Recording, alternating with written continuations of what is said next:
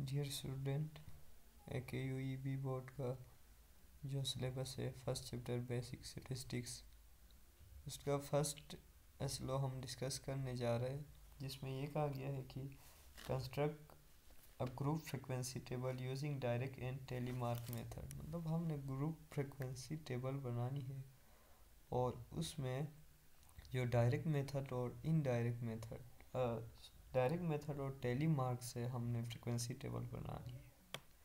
So group frequency table देखिए कि सबसे पहले होता क्या है कि ग्रुप फ्रीक्वेंसी टेबल में हमारे पास एक डिस्क्रीट डेटा होता है, एक कंटिन्यूस डेटा होता है। अब डिस्क्रीट डेटा में हमारे पास जो इंटरवल का कंसेप्ट है, क्लास इंटरवल का कंसेप्ट, वो नहीं होता है। इसी तरह क्लास साइज़ का कंसेप्ट नहीं होता है। मतलब ये है कि डेटा के बीच में वर्टिकली कॉलम में हम लिखते हैं और वहाँ पे जंप होता है, जबकि कंटिन्यूस डेटा में हमारे पास क्लास साइज़ डिफाइंड होता है, वहाँ पे हमें रेंज निकालना होता है डेटा का और उसी तरह उसको रिप्रेजेंट करते हैं। तो बेसिक स्टैटिस्टिक्स में हम बेसिकली क्या करते हैं, एक डेटा को टेबल के फॉर्म में रिप्रेजेंट करते हैं, कई ग्राफ की फॉर्म में रिप्रेजेंट करते हैं।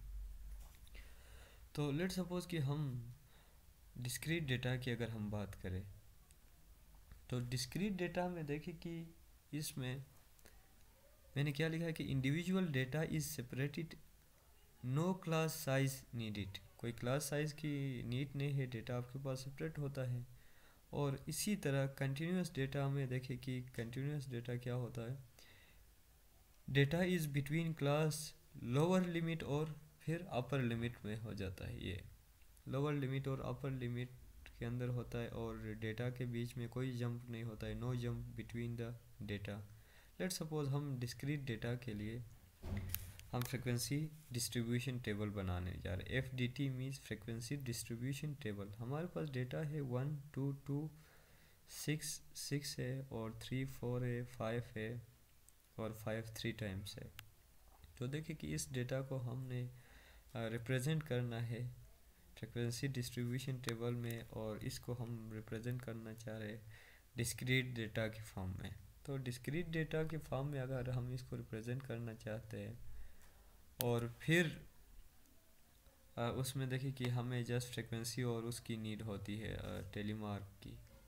लेकिन जब अगर इसको हम कंटिन्यूस डेटा की हम बात करेंगे तो वहाँ पे हमें ये फार्मूला है H=R/K, where R is the range and K is the number of class। तो H मीन्स क्लास साइज और रेंज होता है डेटा का मैक्सिमम वैल्यू माइनस डेटा का मिनिमम वैल्यू।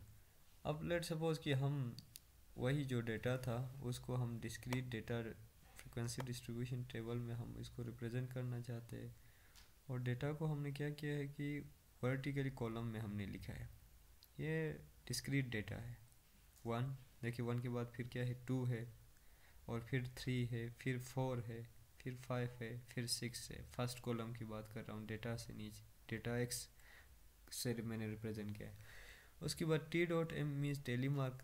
देखिए कि उस डेटा में 1 एक टाइम आ रहा था और 2 कितने टाइम आ रहा था, 2 टाइम आ रहा था, 3 1 टाइम आ रहा था, एक बार हमने रिप्रेजेंट किया है। टेलीमार्क मीन्स डेटा को बार में रिप्रेजेंट करते हैं। और 4 देखिए कि उसी डेटा में एक दफ़ा आया था और 5 3 टाइम्स आया था, तो इसलिए मैंने 3 बार्स लगाए।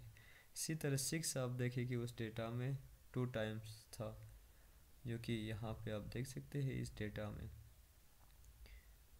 और इसी में टेलीमार्क को काउंट करके आगे फ्रिक्वेंसी लिखते हैं। जैसे टेलीमार्क एक बार है 1, 2 बार है 2 and 1 bar means 1 again, this frequency is 1, 3 bars, therefore the frequency is 3, and here 6 is 2 times, therefore frequency is 2.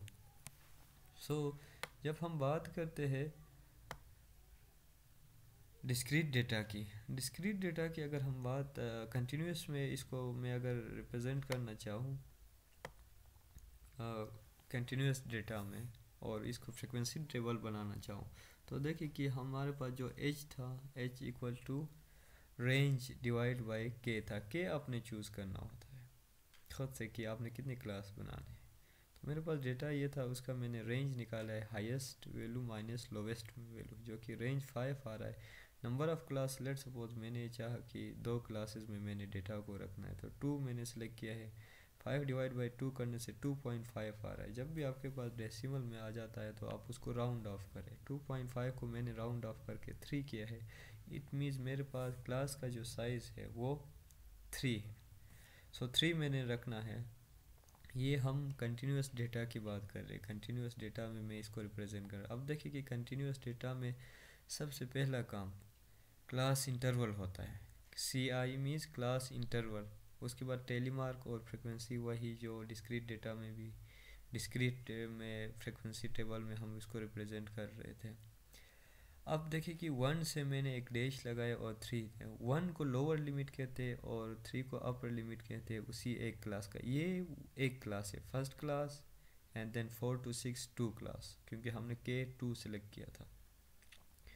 अब देखिए कि 1 से 3 तक 1 भी शामिल है और 2 भी शामिल है और 3 भी शामिल है। इसी तरह 1 एक टाइम आया था, 2 भी एक ही दफ़ा था डेटा में, और फिर 3 था। तो देखिए कि इसमें हमारे पास इसी तरह हो के जो बार हमने लगाए उन सारों को काउंट करके हमने फ्रिक्वेंसी लिखना है। इसका ये मतलब नहीं है कि आप 1 और 3 को काउंट करके आप 3 लिख रहे हैं, बल्कि जो दूसरी जो डेटा है उसको भी आपने काउंट करना है इस रेंज में, इसके बीच में जो भी डेटा। इसी तरह 4 से 6 मीन्स 4 भी शामिल है, 5 भी शामिल है और 6 भी शामिल है। सो 4 2 टाइम्स आ रहा था, 4 1 टाइम आ रहा था। इसी तरह 5 आप देख सकते हैं कि 4 1 टाइम आ रहा था, और फिर 5 आप देखिए 3 टाइम्स आ रहा है और 6 2 टाइम्स आ रहा है। तो उन सारों को हम काउंट करके यहाँ पे लिख रहे हैं कि 1 2 3 4 5 का एक सेट हो गया टेलीमार्क में। इसी तरह उन्हीं बार को अलग अलग करके लिख दे। टोटल हमारे पास जो बार है, इस ये जो क्रॉस पे लगा हुआ है बार, इसको भी आपने काउंट करना है। इसको भी मिला के आप कह सकते टोटल 7 है। तो देखिए कि कंटिन्यूस फ्रिक्वेंसी टेबल में आपने लोअर लिमिट और अपर लिमिट डिफाइन करना होता है। इसी तरह क्लास का साइज़ रखना होता है। 1 2 3 मीन्स क्लास का साइज़ 3 है, एच आपके पास 3 है। 4 5 6 मीन्स क्लास का साइज़ 6 है। इसी तरह आपने क्लास का साइज़ का ख्याल रख के आपने डेटा को रिप्रेजेंट करना। अब ज़्यादा डेटा होगा तो आपने ज़्यादा क्लासेस रखने होंगे। तो इसी से रिलेवेंट अगर कोई आपका क्वेश्चन है तो आप हमें बता सकते हैं। आई होप कि आप किसी भी डेटा पे ये कंसेप्ट अप्लाई करके आप बता सकते हैं। और उसके बाद फिर हम अगले स्लो से रिलेटेड बहुत जल्द हम एक वीडियो बनाएंगे, जिसमें उसी जो है आपके पास ड्रा इंटरप्रेट बार चार्ट और हिस्टोग्राम से रिलेटेड काम हम करें।